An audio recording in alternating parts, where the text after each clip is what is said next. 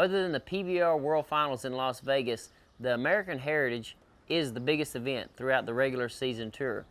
These bulls that they buck at the American Heritage, stock contractors had to start paying on them when they were just babies, and have made payments throughout their career. So when they finally come to this event that pays over $100,000, finally they have to roll the dice from where they've invested their money from the past 2 years.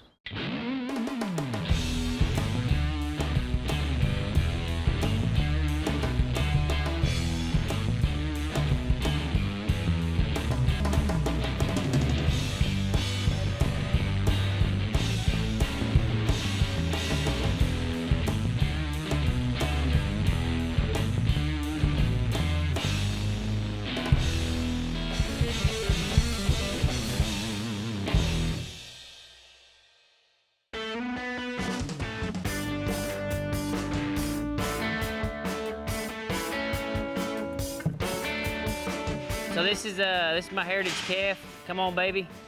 Saturday morning, he competes for over $100,000. So, you know, his housing and his comfort is probably my #1 priority right now. We're gonna let him out, kind of soften up his stay, you could say.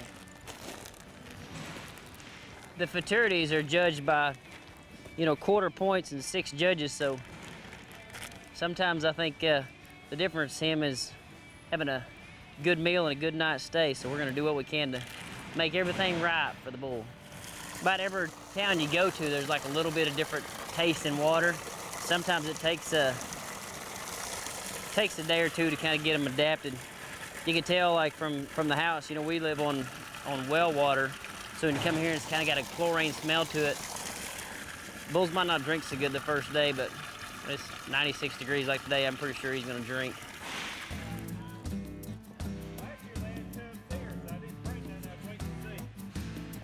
Uh, 1989 was the first bull, and it wasn't Bull Nanza then, it was Bull Mania.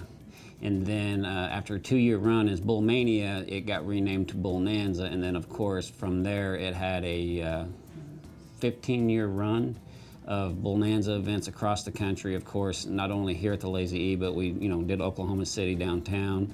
We did Nashville, we did Bull Nanza Reno, we did Birmingham. I mean, you'd name it. We went, and had like a little mini tour within the tour. Clint Bronger and Tuff, back in the day, went back and forth. The first Bull Nanzas, in 1989, which of course was pre-PBR. And then in 1992, of course, PBR formed, and Lazy E was an integral part. We were actually 4 stops of the 6 on tour. Of course, 1994 was the first actual PBR World Finals, and so 92 to 94, Bull Nanza was the entire tour per se, other than maybe, I believe, George Michael's bull riding was part of the tour, and then maybe Tufts in Fort Worth. It's interesting, where the industry has come. I mean, from those first days when we, hand selected those bulls. We brought 3 or 4 bulls from about 30 different contractors. Now those, that don't happen. Now you got 150 contractors that's got 50 great bulls. The industry, when just the bull industry itself, how it's just exploded, is phenomenal.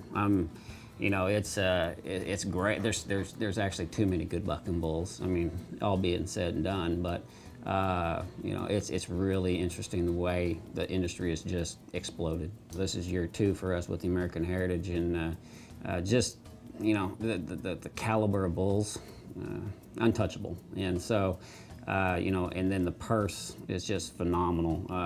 It's awesome to see that kind of purse for a bucking bull event. It's just neat. With the format of the American Heritage, with 180 plus bulls in the Futurity, another, I believe, 88 in the Derby, there's almost 300 head of bulls here. The majority of them we house underneath the roof. That's about 10 semi-loads of steel from Preferred Manufacturing, which nobody else does.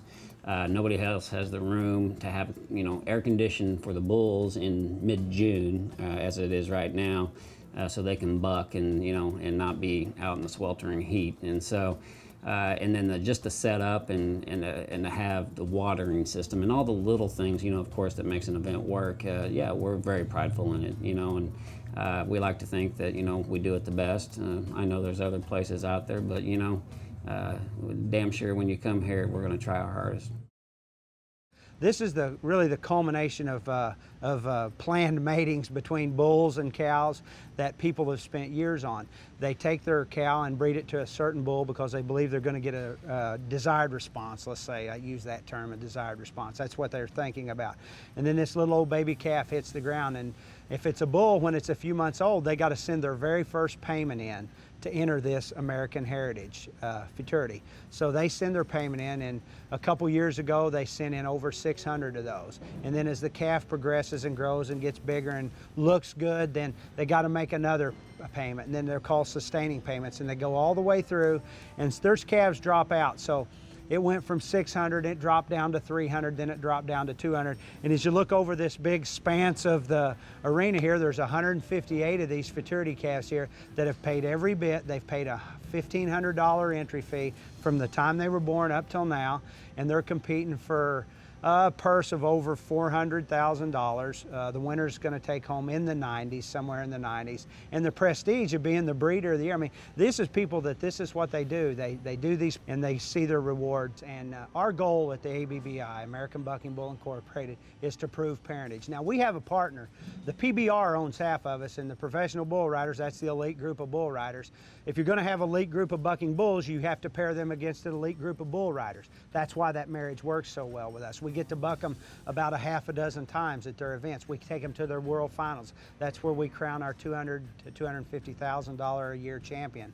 The point that you're making is this is the greatest opportunity from the ABBI standpoint for us to take these, as I said earlier, these planned matings.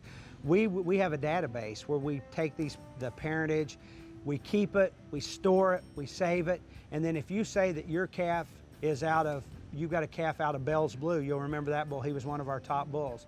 We can go back in there, check the DNA, and see if what you said is true. We prove parentage. And that's the thing, we're the second largest breed in the United States that proves parentage by DNA. Now, a lot of people say, well, I don't understand all that. Well, the point of it is we try to have factual registration papers where, like the American Angus Association, they just do a random sampling on their cattle. We check them all. And we feel like that's what we have to do if we're going to compete with these animals and try to have people have the opportunity to pick how they're going to breed this cow to that bull, because that's what it's all about. It's about matching two groups of genetics up that'll make a winner. When we give our stamp of approval, and there's many bulls. You look at the D&H Cattle Company, Mossy Oak Mudslinger's a bull that always comes to my mind. He's a great producer. Well, as you've seen, as we see these calves come through that win event after event, and it's a Mossy Oak Mudslinger son or a Mossy Oak Mudslinger grandson, or the dam is a Holy Moly daughter. There's different things about that you can just see. I think of Gene Baker. I talked to him just a minute ago. He's won this event 3 times in a row. So there's no secret that if you want some genetics to come to win this, you might want to go look at a guy like that. So there's some bulls in here that breeders have spent thousands of dollars on these matings, countless thousands of hours getting them ready to go. And they know that it's not just about beating their competitors, but it's about adding value to their ranch. If you win this and you raise that calf, he was born and bred on your ranch, and you've got his mom and you've got that set of genetics, and you've got the sire and you've got that set of genetics, or you know how to reproduce that calf. It's not just like the swell of winning, but there's money involved there too, The winner gets the pride in knowing that their breeding program is doing something special. There's people in here that you can just about, I won't say to try to jinx them, but there's people in here that their breeding programs, Cord, that they are in and out every year. They're going to be in the top of this game, and it's just because they spent so much time, so much money, so much effort in trying to produce these buckers that it's working for them. We have 245 bulls here this weekend. Got 245 on the ground. Lazy's provided us with a really, really nice setup here. We've got a lot of bulls in this air conditioner building, huge building, and we've got some bulls outside, but altogether 245 in competition. They start paying on these calves when they're yearlings. they start paying on them, and then halfway through the series or through the process, they have to nominate their calves in order to come to this event. And like I said, it's a 2-year process. That, you know, like Steve Page said one time, you're not paying on a bull, you're paying on your breeding program, because you don't know what these bulls are capable of when they're yearlings. When they're 2, you know, you have a little bit better idea. So like he said, I think he said it best, you're playing with your program and not individual bulls.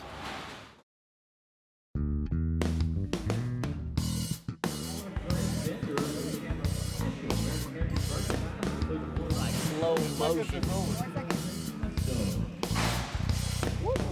Come here. Come here. There's right at 200 entries in this event. They're only going to pay the top 20 bulls out of this event. And there's people come from Montana, Wyoming, just South Dakota, North Carolina. They come from all over the country to come to this event. It's something that they've been paying on all year long. And they have more than just $1,500 in it. By the time they get here, and if they don't win $1, they got $4,000 in that one bull, you know, and going home and having to drive home with no money. It's a pretty devastating feeling. I know I'm only 5 hours from here, and if I leave here and don't win no money, it's pretty rough drive home just 5 hours away. I can only imagine 25 hours away. But you know, there's, like I said, it's going to pay somewhere around $95,000 to win this event, and the last hole is probably going to be around $3,500, $4,000. So there is a lot of money up for grabs, but you know, 200 calves and only 20 people are going to get paid out of it. You got to be on your A game and hope your bull's rested and ready to go. My dad Daryl started raising bucking bulls in the early 70s, and so by the time we got to the point where we were producing world champion bulls and bulls that were winning bull the finals, and you know, there was already 20, 30 years of generations and bloodlines built into that, trying to engineer that bull. You know, it's a process. You know, you're getting genetics from here and here, then picking out the characteristics. So there's a lot that goes into raising that bull. You know, he might have 20 years to get to that point where you've got a world champion. Well, every bull's different on getting a bull ready for the heritage. You know, this is the biggest event before the finals. And so a lot of these calves, you know, they've got 6 months into this one event, you know, taking him to other events and getting him ready, getting him used to the whole deal, getting the nutrition right. And some bulls mature easy and, you know, they come out of the pasture and they're ready to buck, you know, but most of the time, you know, a couple months you really need to be grooming them nutrition-wise and hauling them, getting them used to, acclimated to new surroundings. So it's a long process to get to this point. When you see that calf born, you know, and you know he's good. And then it takes 4 or 5 years of grooming that bull, you know, the right nutrition, everything that goes into it. And then one day when you see him on TV, you know, that's what makes you smile and say, hey, you did a good job. Basically, you can breed the best of the best and hope for the best, but that don't mean you're going to get it. I mean, because, I mean, it's just like Secretariat, probably the greatest thoroughbred that ever run on a track, but yet he never had any sons that did any good on the track. But now I do know, like I've got some bushwhacker calves myself, and they do really try to buck, and they remind me quite a bit of him. So hopefully he will pass that on, but just because he has it don't necessarily mean that he's going to pass that on to his offspring. You know, his calves would definitely be third-generation buckers if, you know, they go ahead and pan out, like of course we hope they do, you know, because he was out of Reindeer, and Reindeer was such an athlete himself.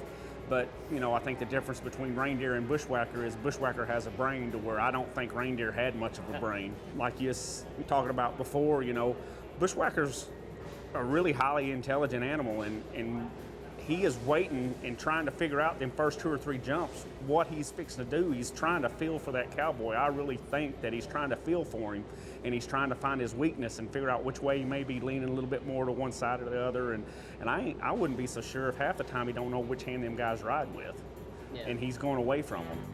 Genetics is definitely a role in this deal, but genetics or anything else you do is not going to take the place of great management. You've got to manage these bulls like they are athletes and treat them like they're athletes, because if not, it'd just be like, say, Michael Jordan or somebody. Yeah, they could play ball in the backyard or something like that, and he could slam dunk in the backyard, but if he never had a coach or anybody else to kind of teach him or push him and keep him in shape, then he never would have been who he is. And I think the bulls are the same way. Well, we won it in, I think, 11 cord, and we was like 40th bull out of 200 bulls. And, you know, our bull buck, and we was leading it. We had to sit there the whole time and, you know, anticipate every bull that bucked. And it's, after every bull, you're kind of like, you know, am I going to win this thing? Am I going to win this thing? And there was about 20 bulls left, and I couldn't take it no more, you know. So I told a good friend of mine, I said, I can't take it. So we walked outside, and so we sat outside until I heard the last buzzer go off. And I walked back in, and they said I won it, you know, and it was the most thrilling thing that I've ever experienced in my life. And this is the greatest thing. American Heritage is the greatest thing for the ABBI ever.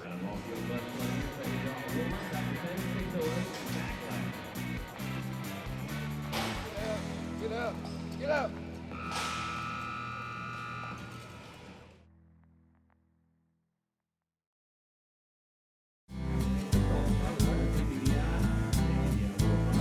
Started in the bucking bull business in December of '09. We kind of started just buying bulls, big bulls, and started going to little play days and jackpot rodeos. And then I guess as a summer of 10, we started looking into cows and starting the breeding portion of it. And it's been a challenge. We ended up buying 32 cows from various different people. And we done some AI work, different stuff. Went through Canton and did the AI school. This was a big gamble, I guess you could say.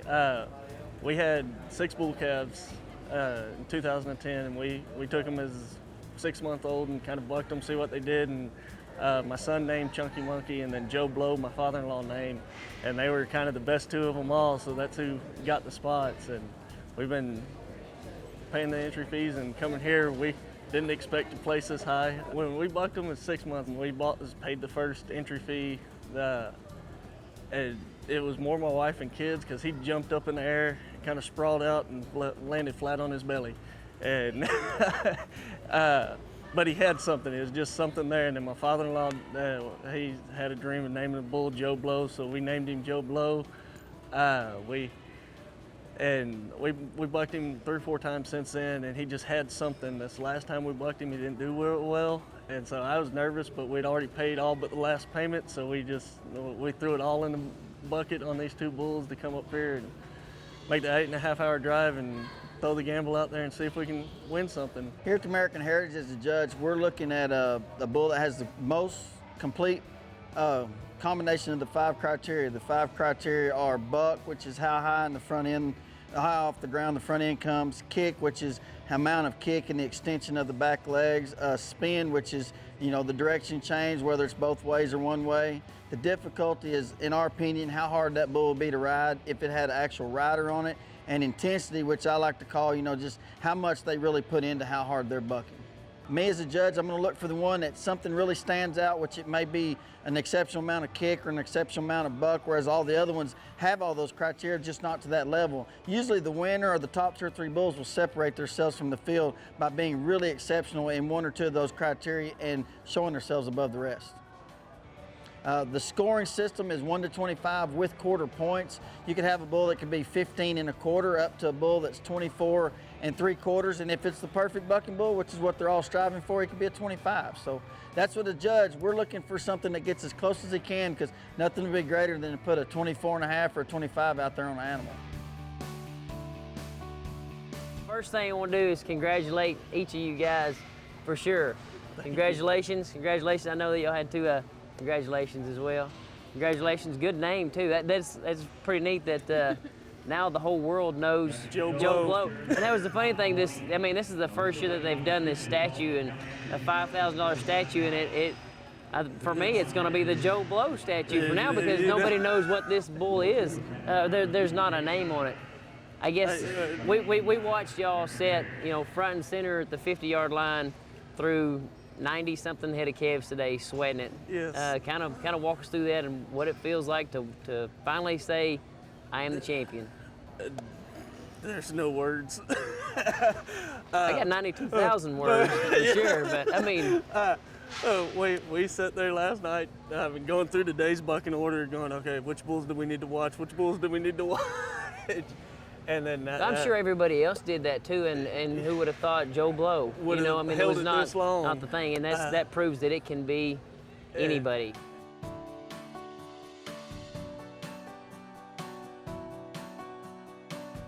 When it came time to pay this last payment on the American Heritage, I almost didn't pay it, just based off his last one. And my wife Lisa, she no, just pay it. We'll take him up there. We've already paid into it this much, and I never would have thought we got this far with him. We didn't even book a hotel room for last night here.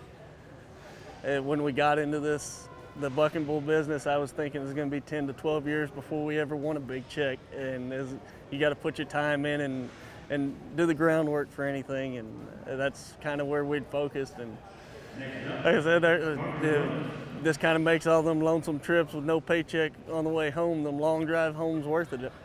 And hope we can keep going. Don't ever give up. I almost did. Just pay that last payment and hope for the best, I guess. You can't win if you don't play.